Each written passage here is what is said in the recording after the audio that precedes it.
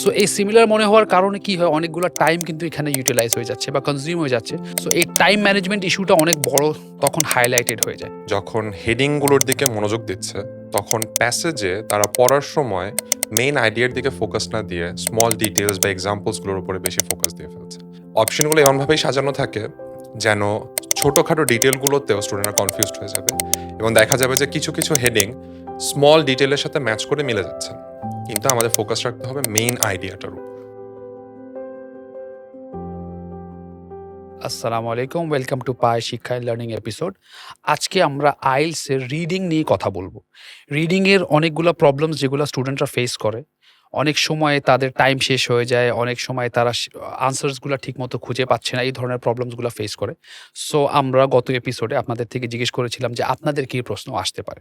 So এই প্রশ্নের উপরে বেস করে আমরা একটা কোয়েশ্চেন পেয়েছি, সেটা হচ্ছে যে স্যার, অনেক সময় এটা বলতেছে যে স্যার, আমরা ম্যাচিং হেডিংসে প্রায় সব অপশনসগুলো সিমিলার পাচ্ছি।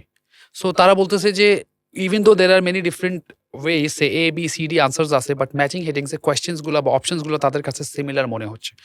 সো এই সিমিলার মনে হওয়ার কারণে কি হয়, অনেকগুলো টাইম কিন্তু এখানে ইউটিলাইজ হয়ে যাচ্ছে বা কনজিউম হয়ে যাচ্ছে। So they are not able to finish their answers in the allotted time. So এই টাইম ম্যানেজমেন্ট ইস্যুটা অনেক বড় তখন হাইলাইটেড হয়ে যায়। সো এটাকে কিভাবে হেল্প করা যেতে পারে? তো স্টুডেন্টরা যেই প্রবলেমটা এখানে ফেস করছে আসলে সেটা হচ্ছে তারা যখন হেডিংগুলোর দিকে মনোযোগ দিচ্ছে তখন প্যাসেজে তারা পড়ার সময় মেইন আইডিয়ার দিকে ফোকাস না দিয়ে স্মল ডিটেলস বা এক্সাম্পলসগুলোর উপরে বেশি ফোকাস দিয়ে ফেলছে। ম্যাচিং হেডিং টাইপ কোয়েশ্চেনের মেইন টার্গেটটাই কিন্তু একটা প্যারাগ্রাফের মেইন আইডিয়া আইডেন্টিফাই করা। সো স্টুডেন্টদেরকে ফোর্স করতে হবে নিজেদেরকে যেন তারা নিজেদেরকে জিজ্ঞেস করে একটা সেন্টেন্সে এই প্যারাগ্রাফটা কি বলতে চাচ্ছে। যদি তারা ওইটা বের করতে পারে, what's the main concept, avoiding the small details অথবা যে কোনো ছোটোখাটো ইনফরমেশন যেগুলো প্যাসেজে আছে, প্যারাগ্রাফটাতে আছে, তাহলে কিন্তু তারা মেইন আইডিয়াটাতে যেতে পারবে। অপশনগুলো এমনভাবেই সাজানো থাকে যেন ছোটোখাটো ডিটেলগুলোতেও স্টুডেন্টরা কনফিউজড হয়ে যাবে এবং দেখা যাবে যে কিছু কিছু হেডিং স্মল ডিটেলের সাথে ম্যাচ করে মিলে যাচ্ছে, কিন্তু আমাদের ফোকাস রাখতে হবে মেইন আইডিয়াটার উপর। সো যেটা আদিব স্যার বলল, সেটা হচ্ছে যে আমাদেরকে পুরা ওভারঅল হোলিস্টিক পিকচারটা দেখতে হবে।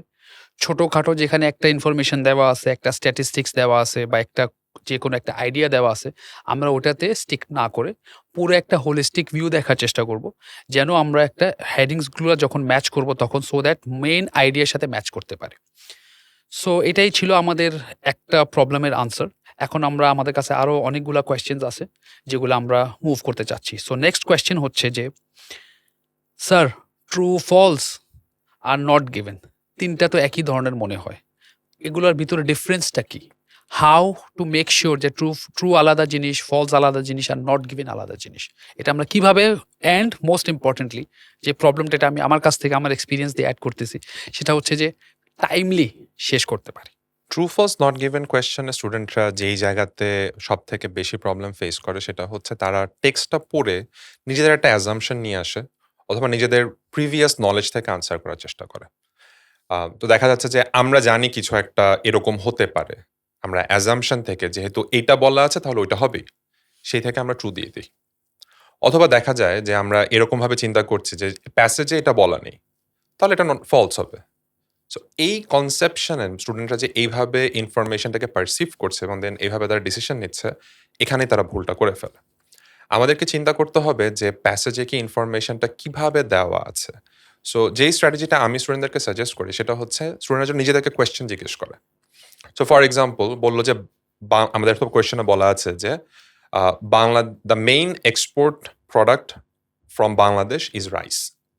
সো স্টুডেন্ট নিজেদেরকে কোয়েশ্চেন করতে পারে যে বাংলাদেশের মেইন এক্সপোর্ট প্রোডাক্ট কি রাইস। প্যাসেজ পড়ে যদি আনসারটা আসে ইয়াস, তাহলে এটা হবে ট্রু। যদি প্যাসেজ অনুযায়ী আনসারটা হয় no, there is something else, some other product, তাহলে এটা হবে ফলস।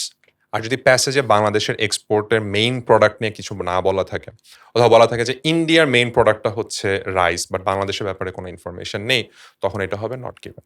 সো যখনই আমরা প্যাসেজ পড়ে দেখছি যে আনসারটা দেওয়া নেই, উই ডোন্ট নো, তখন এটা নট গিভেন দিতে হবে আমাদেরকে।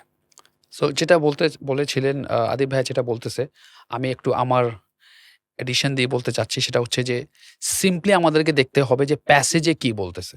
Passage is our guiding part. প্যাসেজে কম্প্রিহেনশনে যেটা বলা বলা হচ্ছে সেটাই রাইট। ইররেসপেক্টিভ আমরা কি মনে করতেছি এটা ম্যাটার করে না। আমাদের প্যাসেজে যেটা দেওয়া আছে, যেভাবে দেওয়া আছে দ্যাট ইজ কারেক্ট। যদি বলা হয় যে বাংলাদেশের independence day is on 25th of December, if it is mentioned in the passage then we have to accept that. Exactly. So আমাদের যেটা করতে হবে সেটা হচ্ছে যে আমাদেরকে প্যাসেজকে আনতে হবে, আমাদের প্রিভিয়াস নলেজ যেগুলো আছে সেগুলোর সাথে আমাদেরকে কমপ্লিটলি স্টপ করতে হবে। এই ক্ষেত্রে আমরা কিন্তু আমাদের IELTS এর রিডিং পার্টটাতে কুইকলি অ্যাগ্রি করতে পারবো। সো এটা ছিল একটা কোয়েশ্চেন। আমরা নেক্সট কোয়েশ্চেনে মুভ করতে চাচ্ছি। সো নেক্সট কোয়েশ্চেন যেটা অনেক ইম্পর্টেন্ট, স্পেশালি স্টুডেন্টস যারা একটু ইংলিশে একটু উইক থাকে, তারা আবার এই জিনিসটাতে একটু হাইলাইটও করে যে আমাদের vocabulary is a big problem. So আমাদের ভোক্যাবুলারি সেন্সটা, আমাদের ওয়ার্ড যেটা ব্যাংক যেটা সব প্রত্যেকটা মানুষের থাকে সেটা কম। সো আমি যখন কিছু একটা আনফ্যামিলিয়ার ওয়ার্ড বা এমন কোনো ওয়ার্ড যেটার মিনিং আমি জানি না আমার কাছে যদি চলে আসে, তখন ওই ক্ষেত্রে আমি কি করব? তো প্রবলেমটা এটার সাথে কি হয় যে স্টুডেন্টরা মনে করতেছে যে this is the right answer, I don't know this part, so এটাই রাইট আনসার হতে পারে। এটার মিনিং তখন কি হচ্ছে, when I don't know the word of, মানে মিনিংটা আমি যদি না জানি, তখন তো এটার এন্ডলেস পসিবিলিটিস এসে যায়। সো এই ক্ষেত্রে টাইম ম্যানেজ করে কিভাবে এই প্রবলেমটা থেকে সলিউশন করতে পারে, আদিব ভাইয়া প্লিজ আমাদেরকে হেল্প করেন।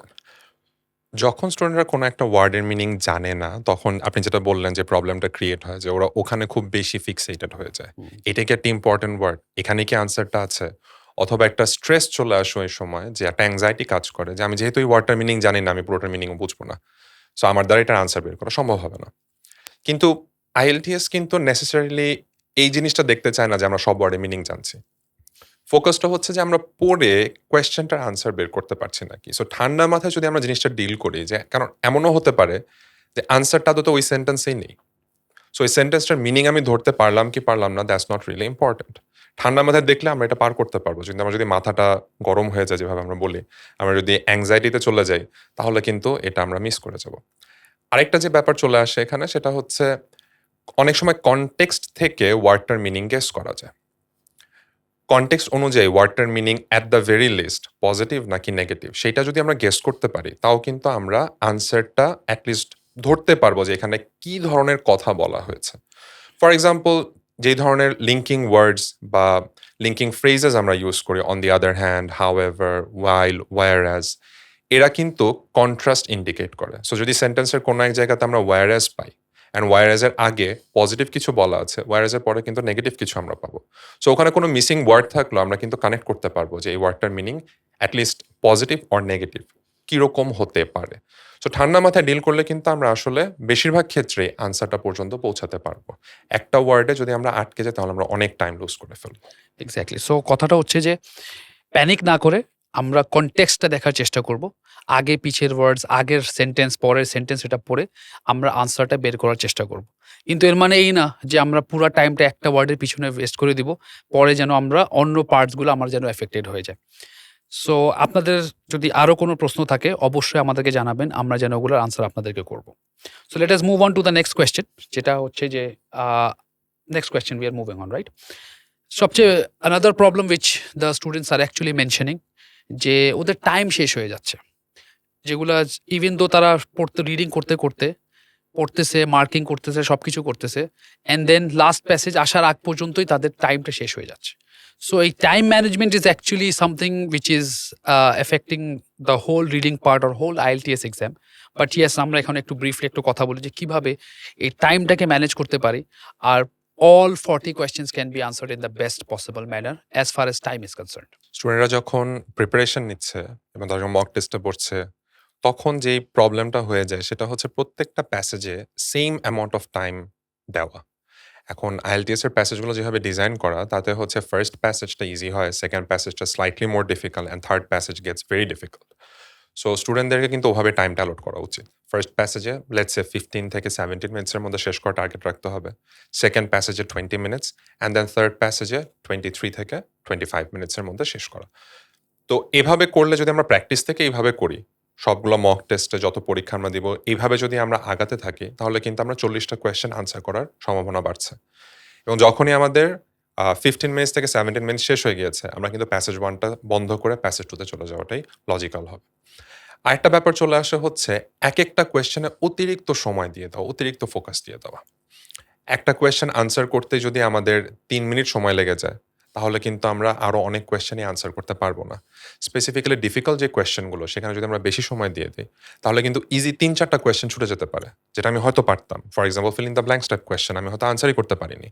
তো এইভাবে টাইম ম্যানেজমেন্ট প্র্যাকটিস করার সময় টাইম ম্যানেজমেন্ট যখন আমরা ইমপ্রুভ করতে যাচ্ছি, তখন খেয়াল রাখতে হবে যে যেই কোয়েশ্চেনগুলোতে আমরা কনফিডেন্ট সেগুলোতে ক্লিয়ারলি কনফিডেন্সের সাথে আনসারটা দেওয়া।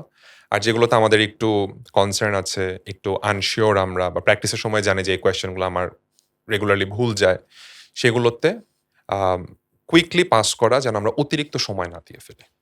Exactly. So time management, smart time management is actually very important for the students out there. যে আমরা এমন জায়গায় আমাদের টাইমটাকে এমনভাবে ইউজ করব সো দ্যাট আমাদের জন্য যেগুলো ডিফিকাল্ট পার্টস আছে ওগুলাতে আমরা বেশি টাইম দিতে পারি, আর যেগুলো ইজিয়ার পার্টস আছে আমরা ওগুলাতে উইজ থ্রু করতে পারি। সো এটাই হচ্ছে আমাদের প্রবলেমসগুলোর সলিউশন। সো আপনাদের যদি আরও কোনো কোয়েশ্চেন থাকে অবশ্যই আমাদেরকে জানাবেন, এটা আমরা অবশ্যই আপনাদেরকে হেল্প করবো একটা ভালো একটা IELTS স্কোর একটা আনার জন্য। So let us move on to the next question then. Again a very very common problem from the students, সেটা হচ্ছে যে স্যার আমি প্যাসেজ তো বুঝতেছি কিন্তু আনসার কোনটা এটা বুঝি না। সো ইন ওয়ান সেন্স তারা বলতেছে যে তারা কোয়েশ্চেন বুঝতেছে বাট আনসার খুঁজে পাচ্ছে না।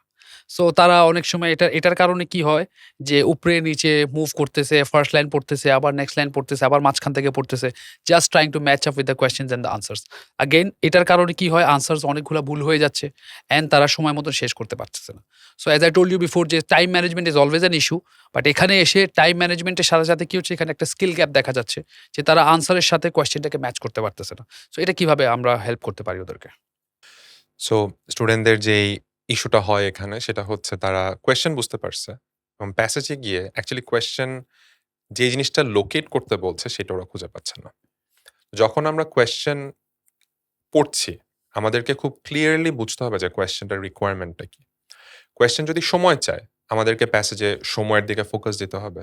কোয়েশ্চেন যদি জায়গার নাম চায়, মানুষের নাম চায়, প্যাসেজে সেইটার দিকে ফোকাস দিতে হবে। কোয়েশ্চেন যদি কারণ চায়, তাহলে আমাদের প্যাসেজে কারণের দিকে ফোকাস দিতে হবে। যদি আমরা আননেসেসারি ইনফরমেশন এলিমিনেট করতে পারি, যেমন আমাকে যদি কোয়েশ্চেনে জিজ্ঞেস করে ওয়াই ডিড একজন মানুষের নাম দিয়ে বললো, let's say why did Thomas Edison discovered or invented একটা ডিভাইসের নাম দিয়ে বললো, তাহলে আমার প্রশ্ন কিন্তু কেন উনি এটা ইনভেন্ট করেছে। সো প্যাসেজে যখন ইনফরমেশন দেওয়া যাবে উনি কত সালে এটা ইনভেন্ট করেছেন, কোথায় ইনভেন্ট করেছেন, ইনভেন্ট করার সময় পরিস্থিতি কেমন ছিল, we don't care about this details. তাহলে আমরা যখন কোয়েশ্চেন পড়ছি আমাদেরকে মাথার মধ্যে সাজিয়ে নিতে হবে যে আমরা এর বাইরে কিছু খুঁজতেছি না। তো যার জন্য যখন আমরা প্যাসেজে যাব তখন আমরা একটু ফোকাস থাকতে পারবো অ্যান্ড আমরা আনসারটা রিলেটিভলি ফাস্টার আমরা এটা খুঁজে বের করতে পারবো। এক্স্যাক্টলি। সো এটা একটা ওয়ে আছে, এটা ইউজ করলে আমরা আমাদের টাইমটাকে ইউজ করতে পারবো, ইউটিলাইজ করতে পারবো প্রপারলি, আর কোয়েশ্চেন্সগুলোর আনসার্সগুলো জানতে পারবো যে আমাদের থেকে অ্যাকচুয়ালি কোয়েশ্চেনে কী জানতে চাচ্ছে। So attention to detail in this case is very very important, যে আমরা কি পড়তেছি, যেটা কি আমাদের দরকার কি দরকার না এটা আমাদেরকে জেনে নিতে হবে। So this brings a close to this episode. And আপনাদের যদি আরও কোনো প্রশ্ন থাকে অবশ্যই আমাদেরকে জানাবেন, আমরা আপনাদের সাথে শেয়ার করবো এবং সেগুলোর আনসার দেওয়ার চেষ্টা করবো। Thank you so much.